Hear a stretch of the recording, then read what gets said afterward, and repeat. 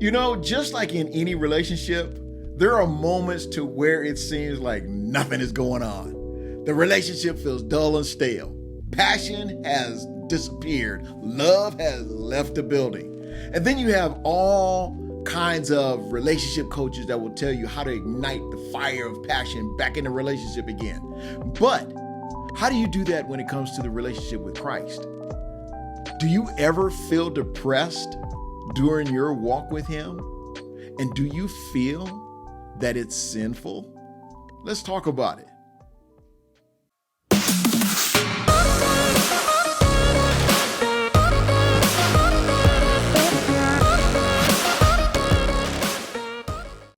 Welcome back to Today's Man podcast. I pray that you've been having a great week.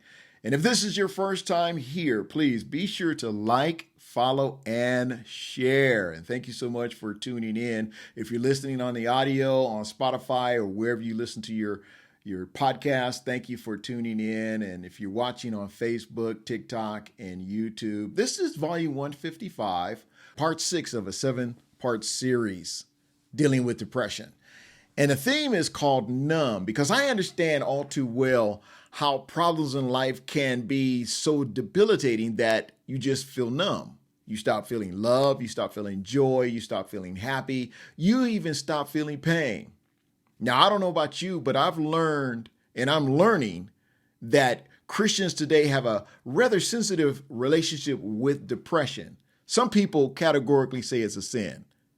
Depression is said to be an indication of either laziness or a lack of trust in God's promises, or of God's judgment on wicked actions.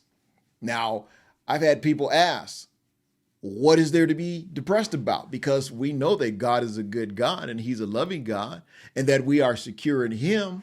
And then there are others that categorically state that depression is a medical condition. The thinking is this, that all depression is a result of chemical imbalances in the brain. So depression is no more wrong than having the flu. Then, for some people, a chemical or hormonal imbalance triggers a depressed state. This is most typical for women experiencing postpartum depression or people on certain medications. And if you have had a child, you can identify to that. Sometimes depression is situational, brought on by unfavorable events, changes in one's life, a spiritual crisis, etc., etc., etc. Now, our emotional response to those crises can in turn trigger a chemical imbalance. Truly, humans are fearfully and wonderfully made, Psalms 139:14. And it should come as no surprise that our biology interacts with our emotions and vice versa.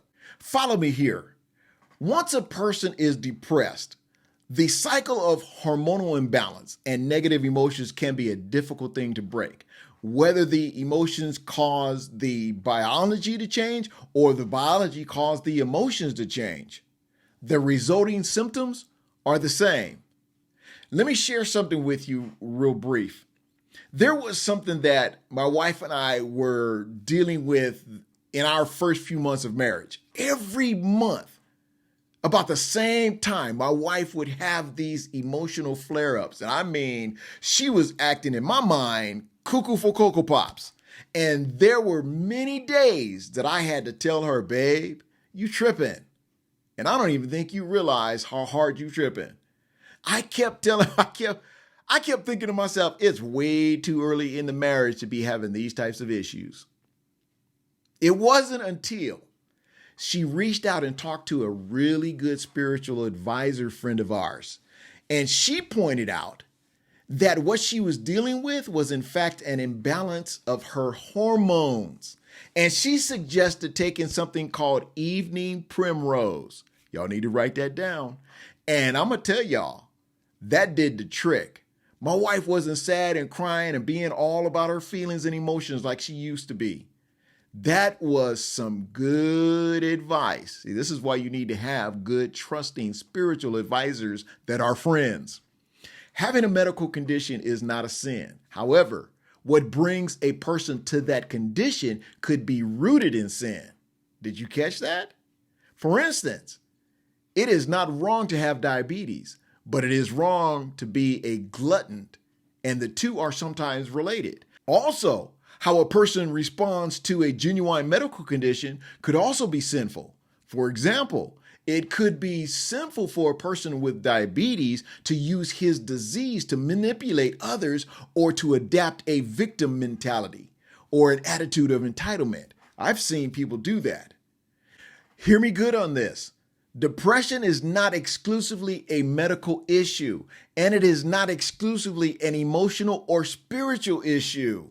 Something we need to understand is depression is often viewed as a persistent feeling of sadness. Of course, it's okay to be sad. I'm sad sometimes. Sometimes I'm just done. It's not that I'm mad with people. It's just I'm over it. We live in a world of pain. Look at Genesis 3:14 through 19 and Romans 8:20 through 22.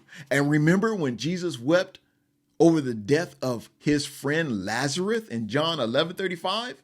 There is no need to always put on a happy face and pretend that things are okay when they're really not. There are many biblical examples of men and women struggling with sadness, even to the point of depression. Look at David. David was called a man after God's own heart in Acts 13:22.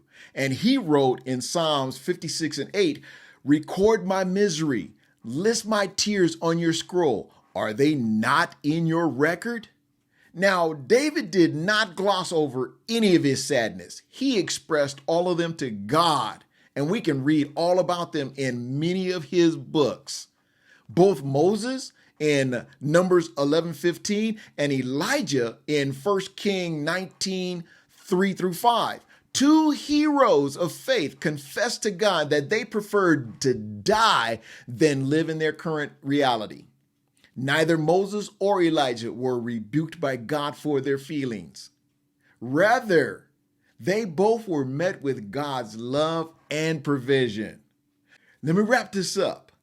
The Bible is not shy about admitting the realities of human emotions. Sadness is part of life, and it is not condemned. So when you start feeling a little sad, you know what I want you to do? Look to God. And I think I'll put a pin in it right there for today. I look forward to finishing up our series tomorrow on Today's Man Podcast. Don't forget to like, follow, and share. Don't keep it to yourself. Share the wealth. And until then, be blessed.